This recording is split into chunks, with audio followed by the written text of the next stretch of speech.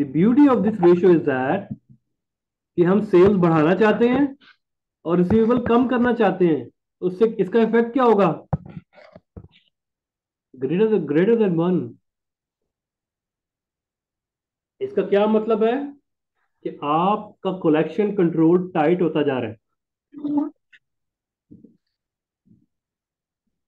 और इस रेशो की अगर डेफिनेशन पढ़े, indicates quality of receivables and how successful the firm is in its. Collection. Okay sir.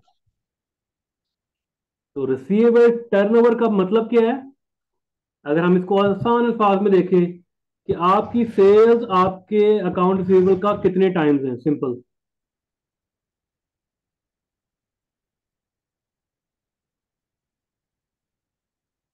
Understand that? Sir ये भी तो हो सकता था कि सेल्स ही कम होगी तो फिर रिसीवेबल भी कम हो जाएंगे। तो इसी चीज का कंफर्म करने के लिए हमारे पास नेक्स्ट डिफरेंट किस्म की और रेशियोज आ जाएंगी। Okay sir. क्या प्रॉब्लम हमारी कलेक्शन में है, क्या प्रॉब्लम हमारी सेल्स में है? Right? तो हम कंपनी को तभी तो हम पांच तरफ से इसको उसकी उसकी हेल्थ मॉनिटर कर रहे हैं: liquidity, leverage, activity, profitability and market comparables. तो अब हम थर्ड चीज पे आए हुए हैं, एक्टिविटी पे।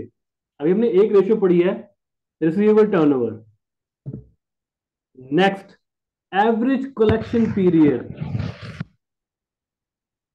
यानी कि कितने डेज में अगर हम अपने कस्टमर्स को चीजें बेचें ऑन क्रेडिट, तो कितने डेज बाद वो हमें कैश देते हैं। इसका क्या फॉर्मूला है? Days in year divided by receivable turnover. Receivable turnover हमने यहां निकाली पिछली स्लाइड में, उसको डिवाइड कर दो 365 से या 360 पे।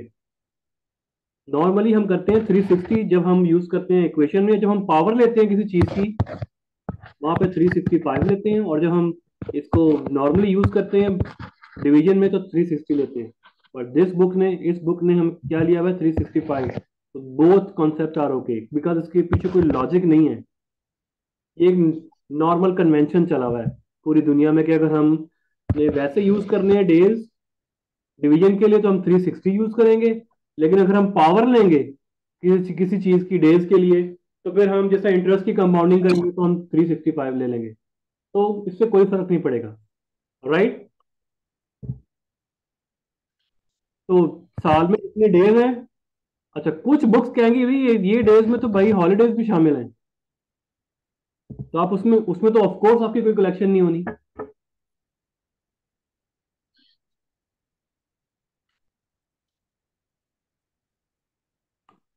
Guys you understand? और सब कुछ उड़ रहा है। सर समझ लग। तो सर मतलब विद हॉलीडेज ही हमने मतलब इस तरह लिखना है? अब ये मैं आपको एडवांस लेवल पढ़ा रहा हूँ। प्रैक्टिकलिटी में क्या होता है इसमें से जी, 20 डेज तो आपकी छुट्टियों के गए, पब्लिक हॉलीडेज और सारा कुछ। यस। 52 के करीब तो डेज आपके साल में वैसे ही वीकेंड्स के चले गए, यस। राइट? अब जरा माइनस करो ना, ये राउंड अबाउट बनता है टू 70। टू 297 नहीं। टू 290, 290 के रेट या 295 के करीब बनता है। हम यस। 295 कर लेते हैं। तो जो गुड एनालिस्ट होते हैं जो कि बहुत क्लोजली वॉच कर रहे होते हैं कंपनी को, वो यहाँ इस हद तक जाते हैं कि स्ट्राइक होगी, वो स्ट्राइक्स को भी लेस कर देते हैं यहाँ से, क्योंकि स्ट्राइक्स में भी कंपनी खोल नहीं रही है। जिस तरह अभी इमरान खान का मार्च हो गया, कंपनीज बंद हैं, आप कस्टमर को पैसे देना भी चाह रहा है तो वो नहीं दे पाएगा, तो वो भी लेस करेंगे, राइट?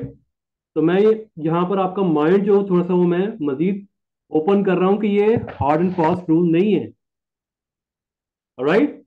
लेकिन हम और एवरेज लगा रहे हैं। हम अभी सरसरी तौर पे देख रहे हैं कि हम सरसरी तौर पे देख रहे हैं कि भाई इसका एवरेज, ना कि एक्चुअल, एवरेज कितना ही है। जब हमने इसको 365 से डिवाइड किया, अब ये देखो कितनी बड़ी फिगर आ रही है। इसका क्या मतलब है कि जब आप सेल्स करते हैं आपको ऑन एवरेज कस्टमर कितने दिनों बाद पैसे पे कर रहा है?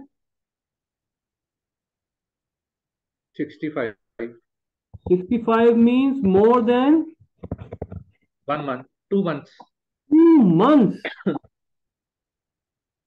अब ये बड़ी अजीब बात है कि नहीं अजीब बात है कि आपने सेल्स कर दी है और आप कस्टमर आपको दे रहा है 2 महीने बाद पैसे। अब देखेंगे ये अच्छा है कि बुरा है, आगे देखते हैं। आपने अपना ट्रेंड एनालिसिस करके देखा, 2005 में आप कितनी देर से average 80, 83 points। Almost 3 months they रहे थे क्रेडिट। अब आहिस्ता आहिस्ता करते हुए आपने 2 months। आगे हैं, का मतलब you are doing very very good. अगर हम सिर्फ आइसोलेशन में देखते तो दिस इज वेरी बैड यार, आपने अपना पैसा स्टक कर लिया है 2 माह के लिए। खुदा ना खास्ता आपके पास कोई लिक्विडिटी क्रंच आया, आपके पास तो पैसे ही नहीं है देने के लिए, डेली रूटीन के लिए चाय पानी के पैसे भी नहीं बचेंगे आपके पास, क्योंकि पैसे 2 महीने बाद आने हैं। एम्प्लॉयज की सैलरी पे करनी है, वो तो महीने में आपने पे करनी है, ये 2 महीने बाद तो पैसे आ रहे हैं आपको, कस्टमर पे कर रहे हैं। पर आपने फिर देखा कि इंडस्ट्री एवरेज क्या है, इंडस्ट्री भी इंप्रूव हो रही है कलेक्शन में और आपने तो ड्रास्टिकली इंप्रूवमेंट दिखाई है। अमेजिंग।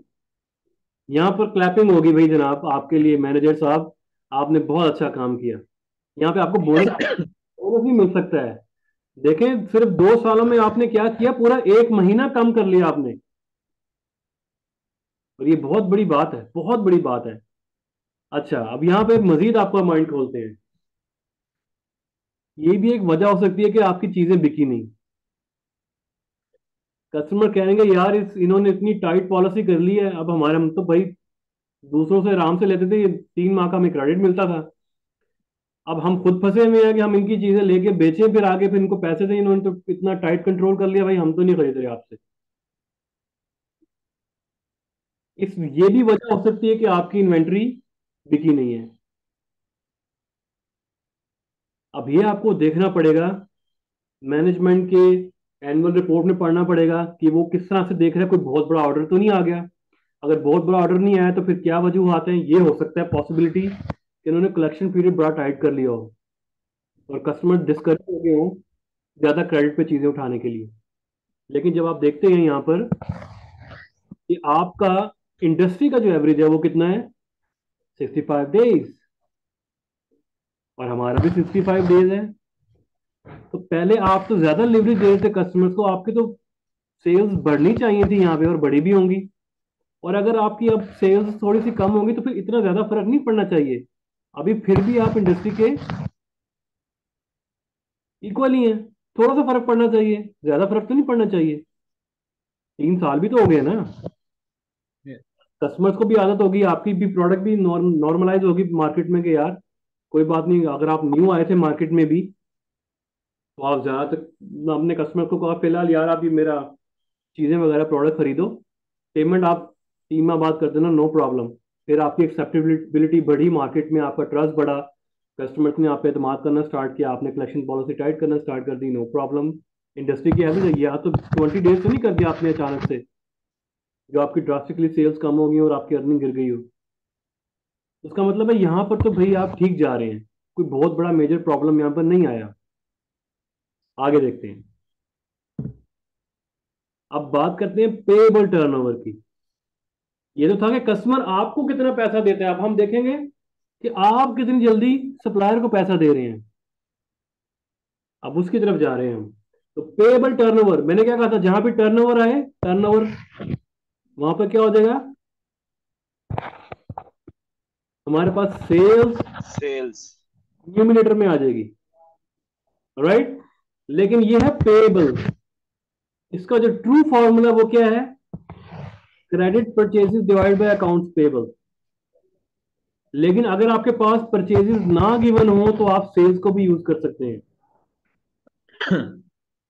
राइट। इसका ट्रू फॉर्मूला क्या है, ना कि कैश परचेजेस, क्रेडिट परचेजेस, तभी तो आप अकाउंट्स पेबल बनाते हैं। अदरवाइज अदरवाइज अगर आपने सप्लायर को पैसे दे दिए तो वो तो आपकी लायबिलिटी खत्म होगी। बैलेंस शीट से वो निकल गया। तो ट्रू फॉर्मूला इसका क्या है? Credit purchases divided by accounts payable. अगर आपके पास को डेटा गिवन नहीं है तो आप खाली परचेजेस ले लें। अगर आपके पास डेटा में परचेजेस भी गिवन नहीं है तो फिर आप क्या लेंगे?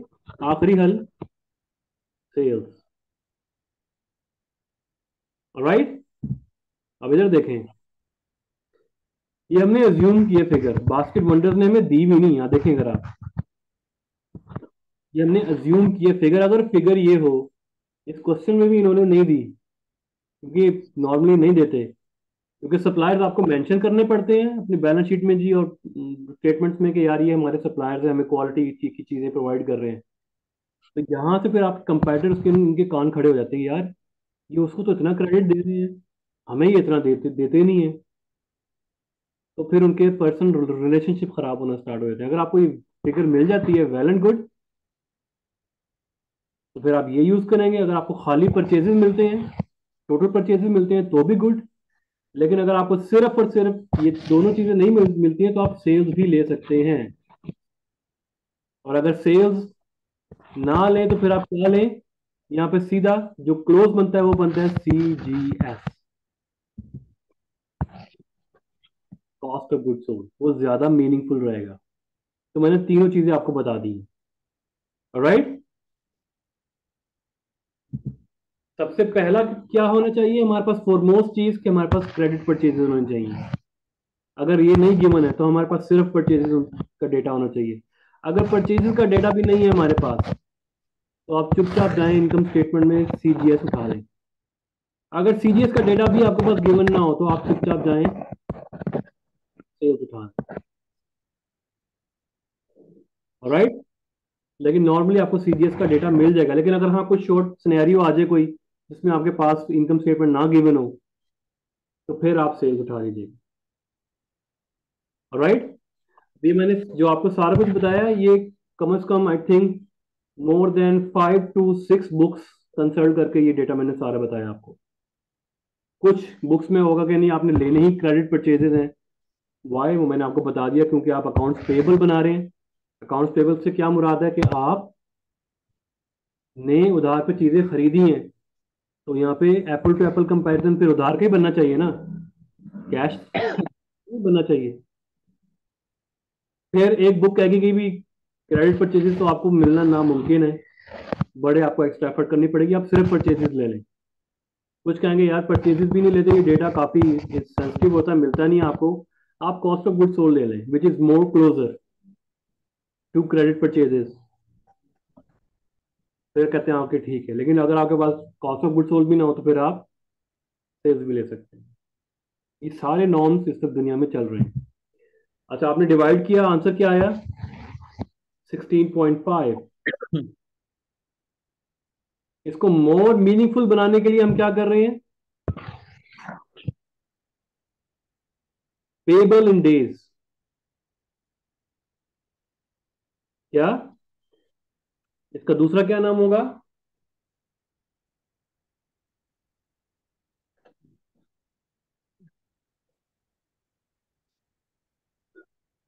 वो था कस्टमर कलेक्शन था। ये हो गया आपका अकाउंट्स पेबल या सप्लायर पेमेंट्स इन डेज, या पेबल इन डेज या पेबल टर्नओवर इन डेज। वही 365 by divided by payable turnover.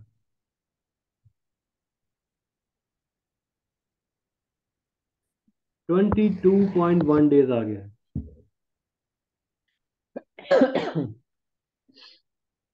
Is this good और बैड?